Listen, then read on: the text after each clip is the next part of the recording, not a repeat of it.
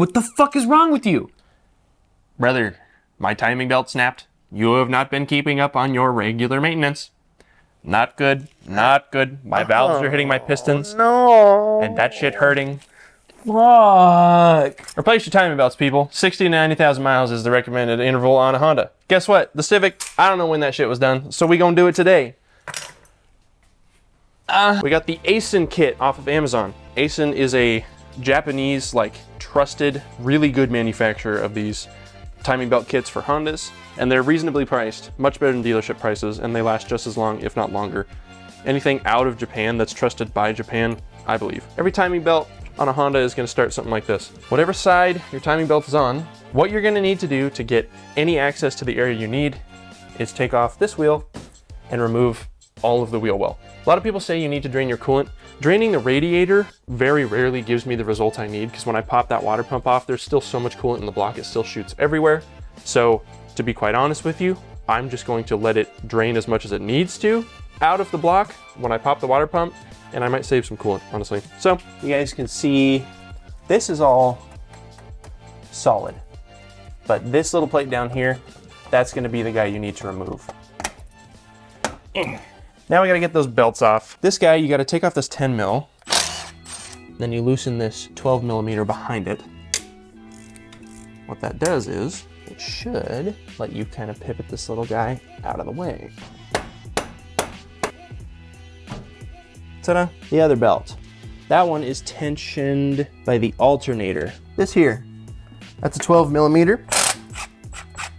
There's another wing nut looking thing on here. It's actually kind of a cool design that Honda did. These wing bolts here you use to create the tension you need, and then you tighten them in with that other 12 mil wherever it is on each belt. I damn near got this wing bolt loosened up all the way, and I'm just now getting close to being able to take the belt off. What the fuck? We got all that off. Now, next thing we have to do is get off the crank pulley. That is a 19 millimeter. I have my regular 19 millimeter socket, impact socket here, and I will put my Milwaukee impact on full blast and see if we can get it.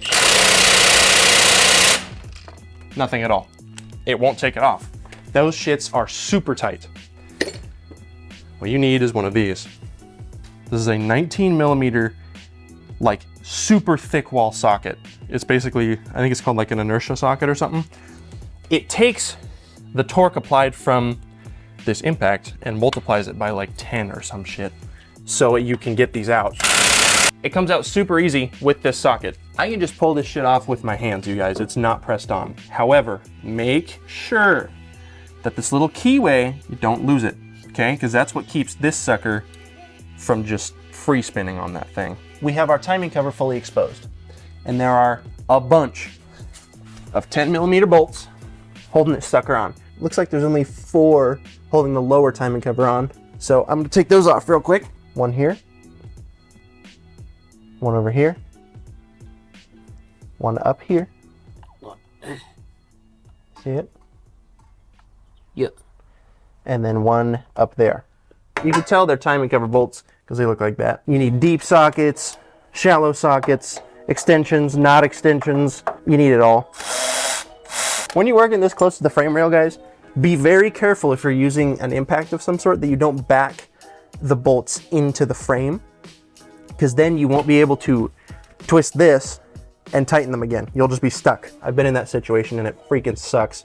So this connector here, this crankshaft sensor, you have to pull it out of the timing cover. You have to pull the wiring loom out. It's not clipped in, you just gotta pull it out. Be careful and gentle. Then this is just a squeeze and release, okay? Now that we've done that, that's as much as we can do down here. So now there's 2 10 millimeter bolts up top. One right here. Right underneath that wing nut. Mm-hmm. Pull my power steering reservoir out of the way, if I can. The other one is right back here. See in there?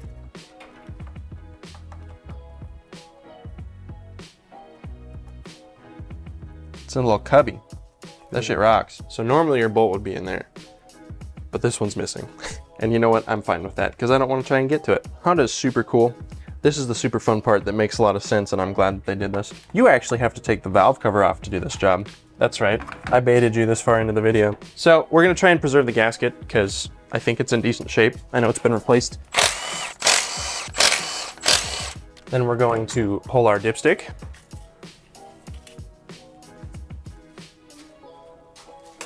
Set that off to the side. Got some more 10s up here for the throttle cables. Get our super scuffed PCV hose off. There's that. More 10s. And there's some under this wiring harness. A couple of 10s to hold on the coil wires. Scoot this guy back a little bit, which gives me enough room to disconnect these. 1, 2, 3, 4. Now I can pull my plugs. You'll notice that they're numbered. I believe somebody in the past was trying to diagnose a misfire. That makes it easy for me to remember where they go. This can you can kind of get it out of the way for the most part, it seems like. One more 10 here. It's gonna hit this bracket. There's one more 10 down here, I guess. Okay, you gotta take the 10s that hold the fuel rails on, or the fuel rail wiring harness retainer, because those are bumping into the valve cover. Oh, it's just a bracket. Okay, whatever. They'll just hang out. Remember, we're trying to preserve the gasket. Oh! Look down here. Your cam sensor goes through the timing cover. You have to unplug that shit. So you pull this rubber boot off. You back it up a little bit. So it's a squeeze tab. Ow. Sweet release. There's a squeeze tab right here, located at the top. You have to get your hand in there and squeeze that shit and wiggle it out. Right under that plug, beep, there's a 10 in there. Finally, we can separate our upper and lower timing covers. Luckily, these power steering lines are rubber, so you can kind of unclip them from that bracket. Okay, upper cover, finally off. Wow. Now, you can see there's a big old piece of metal there. You see that? It's still covering part of the belt. Oh, yeah. See that? That's our motor mount, you guys. Ha ha ha. Oh my gosh. Ha ha. So what we get to do now, guys, this is like my favorite part of every timing belt service on a Honda. You actually get to remove that motor mount and then support the engine with a goddamn jack. That's right. We're doing some bullshit today. There's a couple of 17s, like this one here and those two there. That's basically just releasing this motor mount from the bracket on the side of the engine. But the bracket is the part that really has to come off. So a lot of people like to use a 2x4. I don't. My jack has a pad on the top. But you should probably use a 2x4. What you're gonna do is support this sucker from the oil pan or something near it. Now the other motor mounts will support this, but you're just kind of leaving this here as insurance. I'm not jacking up on it. I'm just leaving it sitting there. So now I can remove this 17 and those two 17s. Okay, now I'm gonna get in here, loosen these two. Oh my gosh. Torque specs on these are fucking a bit more than snug. It's me or him. And today it's looking like him, motherfucker. Let's go. Get fucking spanked, bitch. Ran out of hex to give a long time. I ran out of hex when I woke up this morning. You guys see the engine starting to move? That's why we need that jack there. Super epic.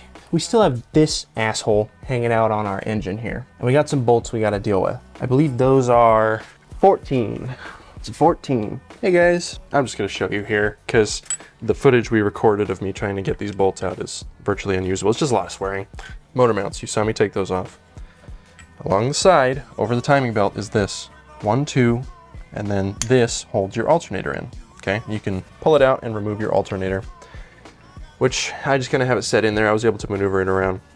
But then there's 3 around the front. This one you can get to kind of under this cylinder 1 header. These 2 you can kind of get to from like in here or from down there. But it sucks, it's a lot. Even on the V6s, they only have 3 bolts here and they're fine. I don't understand why this one needs so many bolts, but it does, and it's a pain. So that's exciting. Now we need to take our crankshaft bolt and put it back in, secure it down so that we can then turn the engine clockwise, rotating the engine. So what we're looking for is one of the spokes on the camshaft sprocket says up, and it needs to face completely vertical, along with like that little piece behind it that you can kind of see. Then you'll notice there's a little ridge there, and then on the other side, there's another ridge on one of those over there. Okay, and it looks like the last person to do a timing belt on this marked the other one in orange over there. Those are level. Now, you come down below, and there's timing marks on the crank pulley as well. You can see it right there, that little ridge. Now, it's hard to see behind it, but there's a little ridge cut into the block that it lines up with. It's a really odd system to line up with, but it does. It's kind of dorky. Not my favorite of the Honda stuff. We're gonna take our crankshaft position sensor out. It's just a 10. There's our sensor. Obviously gonna reuse him, he's all good. So what I do is I take a paint pen and I mark on the old belt the lobes that line up with those ridges, those marks we talked about. Now I'm gonna mark the one that lines up with the up, okay? Then I'm also going to mark the other one, which is over here. Super not easy to see. Yep, okay. So you'll see in there, I marked those three. Here's the crummy part. On other Hondas, the timing marks on the crankshaft pulley line up with a part of the belt. Super easy to do. On this one, it lines up, but not where the belt is touching, which is really dorky. So I have to find or make my own marks, okay? So I'm gonna come down here, and I'm going to pick one of these teeth that the camshaft sensor senses, probably this one along the bottom, this one. Then I'm gonna mark on the belt where that one is. Now that that is done, I can safely remove my tensioner. What you'll see is that the tensioner has a spring. See that spring there? I'm not gonna fuck with trying to get that off. I'm just gonna loosen the 14 that holds the tensioner on. With my 14 out and my tensioner is just kind of hanging out. Now that that's all done, I can actually remove the belt. Slip this off the tensioner and we just kind of work our belt off. Gently, carefully, so as not to fuck with any of the timing. This is not a long belt at all. This one here, that is our top of our camshaft sprocket. That's mark 1, that's mark 2, there's our bottom mark, okay? Now, the reason I do this is because while the coolant is draining, I take the new belt and I transfer those marks. That way, when I put it back on, I am absolutely 100% certain that everything is exactly lined up as it was, and there's no guessing, there's no trying to get as tight as you can bullshit, maybe moving something. No, absolutely not. I don't fuck with that, not with timing on someone else's engine. What we're looking at now is the water pump. There's 4 10mm bolts. 1, 2, 3, and 4 is up on top.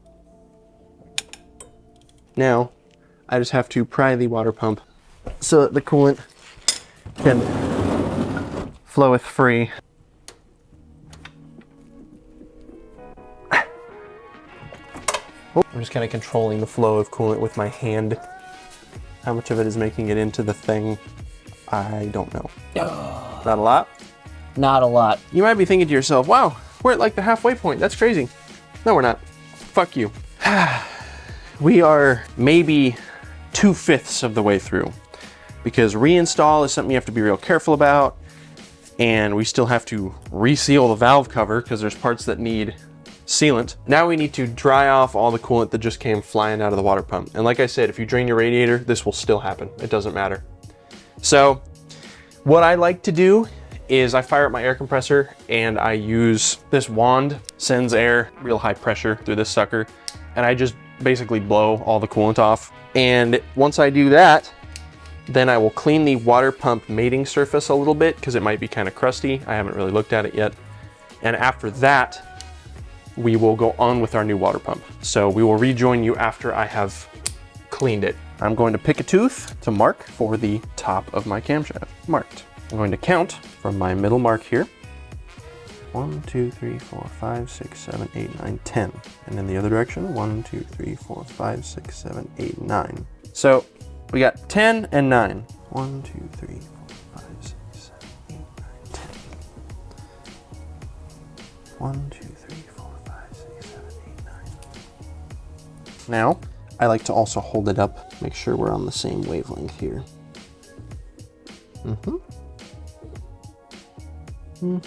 Okay, now I gotta pick one to go down to the bottom with. Okay, so it looks like our mark was in between two, because remember we couldn't see them because that thing was covering them. So I'm gonna mark the two around it. So going from this outer mark, I will now count. 36.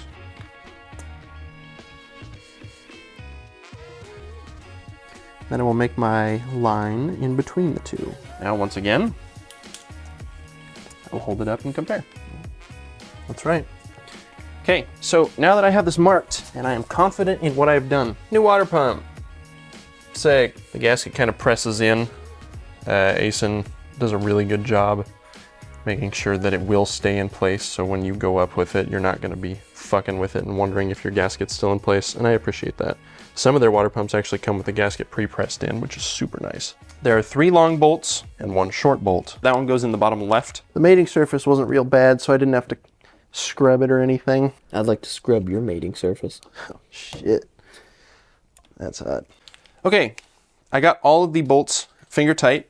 Now, I only have an inch-pounds torque wrench that will do what these need. They need 8.7 foot-pounds. And the way I convert that, it's pretty simple, just like feet and inches. There's 12 inches in a foot. So for 8.7, you just multiply that by 12, and you end up with 104.4 inch-pounds. So I'm going to tighten this to probably 105. Now, normally, you guys don't see me torquing things, but these water pumps I'm very careful with because there's no way to test and make sure it's sealed without putting everything back on, which is quite the procedure. So I like to make extra fucking sure that everything is exactly like it should be. We now need to put our tensioner on. Our new tensioner has this clip that's holding the tension on this sucker, or it's holding it in place essentially. So when you put the spring on, it won't be tight yet, so that you can, damn. Someone's a little hungry. Yeah, so that you can put your belt on without having to deal with tension or whatever. This part that says up, that's gonna go around the little stud on the block. This sucker, hook that shit in there. So I'm gonna start to thread the bolt in. We got this guy finger tight. That's all we need right now. New belt, I'm gonna start at the bottom, just line my shit up. Got my 2 marks here. Okay, all my marks are lined up here, so I can feel confident about that. That's good on the bottom. Now I'm gonna go up top. Now you'll notice, look right here.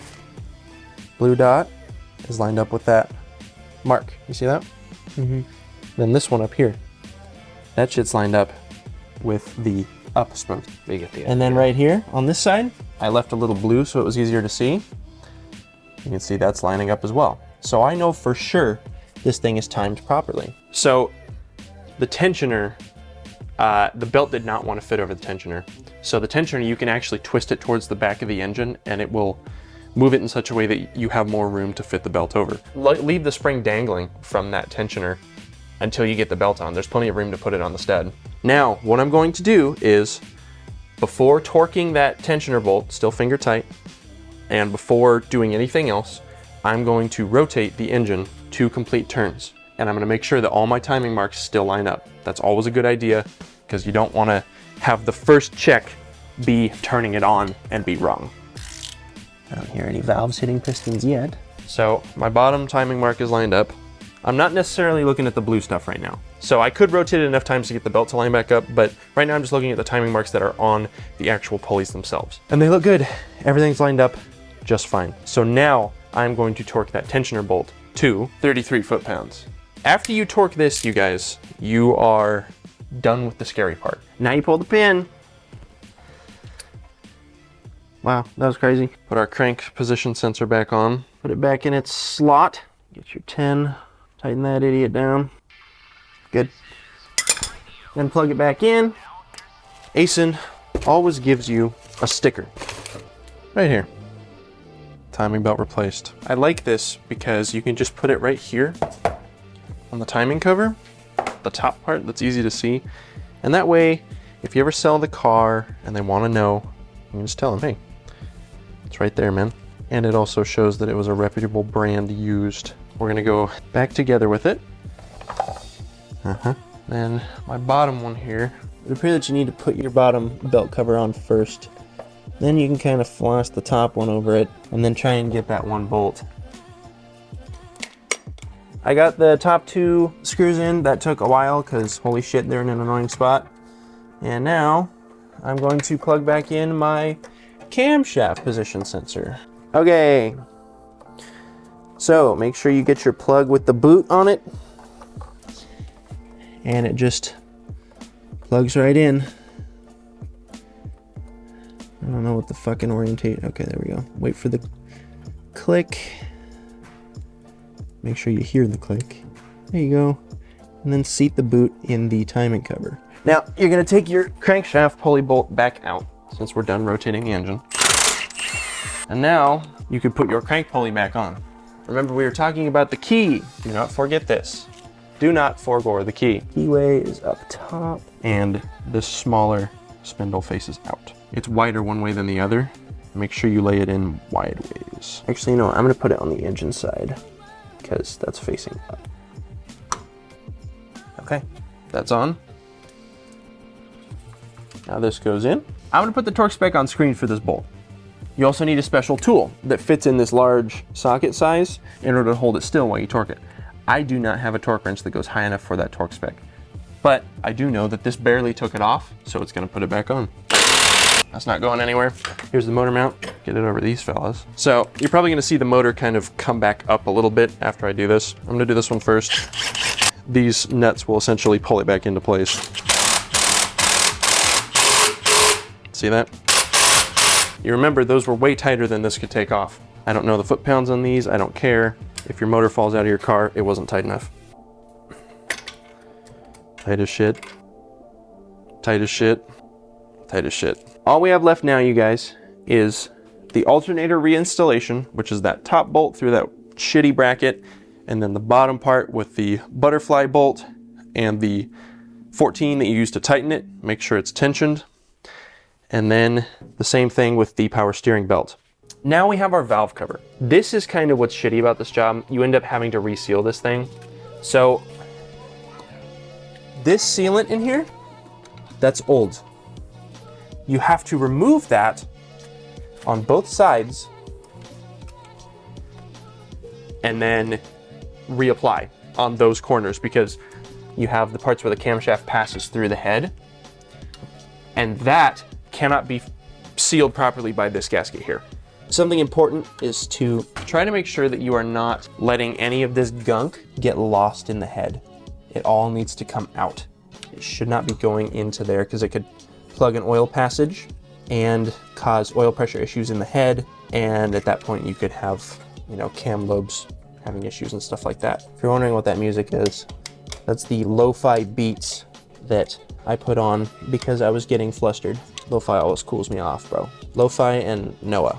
Those two things make me calm. I think Noah just, his entire lack of giving a fuck about anything really is good for me because I give a lot of fucks about too many things. And he's just like, hey man, does that shit really matter? And I'm like, yeah, you're right. I don't have a lot of sealant left. What we're actually going to end up doing is I don't have like the proper shit to apply this. So I'm just gonna take a flathead screwdriver, make sure it's clean of any debris, get the shit on there, and put it in the hole. You're just making sure that there's enough sealant in that little crease there where the surfaces meet. And then as you put the valve cover back on, it will kind of squish that stuff into place. So I'm gonna do that for each of these corners. If you put too much on, it could end up like going into the head and then falling apart, and that kind of sucks. So don't put too much, don't put too little. That's down in its home. That's out of the way, that's out of the way. And we're ready to go down with it. So now we're just gonna zip these little suckers down. Use your discretion, don't go crazy. They are 10s. I'm gonna go across. Don't forget we took off this bracket at the back. So before you put this guy back on, make sure you secure this little bracket back there. Now these, and your hose, which probably looks better than mine. Right there, get that 10 back on. Okay, then this motherfucker goes over the top of these motherfuckers. Yep, and then your throttle cables, make sure they didn't come on clamps like mine did. Then you start putting your black nuts on. There's them. Now your coils, Remember, mine were marked. 3 goes here. Kind of plug them in as you seat them. Then you get the rest of your black nuts. Seat them with your 10. You got this guy here. And you got this motherfucker here. Then the most important part, the part that adds your horsepower. Everything's back together. We did it. You do need to bleed your cooling system. And we're not gonna show you that process because we've done it in other videos. The last video we did it in is where we replaced the EGR pass-through and thermostat housing gasket. If you go to the end of that video, you will see how to bleed your cooling system. I'm not gonna show you again. It's not real hard, especially if you buy the right funnel. Now, we turn it on and listen for valves and pistons hitting each other.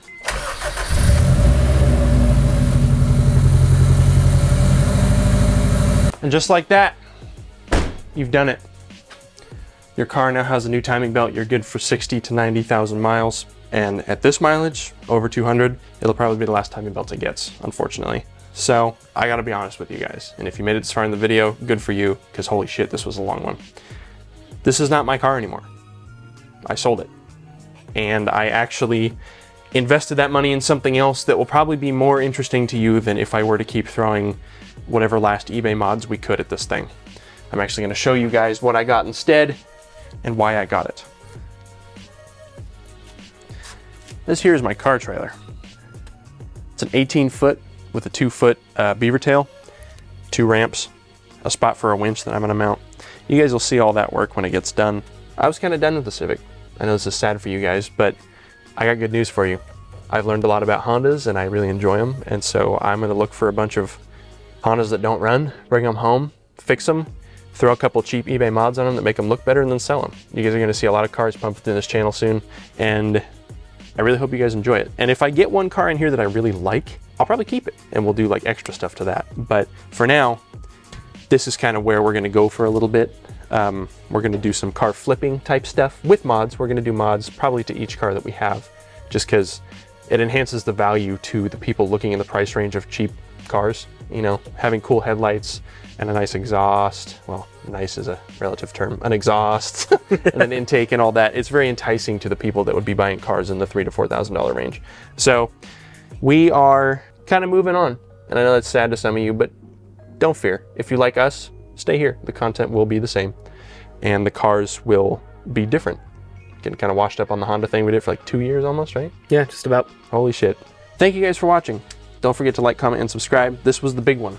The biggest one we did on the Civic, and not the last one, because the person who bought it wants to keep bringing the car to me for stuff. So if they choose to do mods in the future, we'll make a video on it. You'll see it again. But for now, we are currently looking for another car to modify. We have a couple of videos we're gonna do on the Blazer, because the Blazer, we're getting ready to sell that too, actually. We're gonna finish up like the battery draw stuff and fix it, sorta, and throw some new tires on it because it needs them. And yeah, get ready to sell that guy too, so we can start on this adventure of flipping cars. So thank you guys for watching. Once again, as always, we love you. Peace.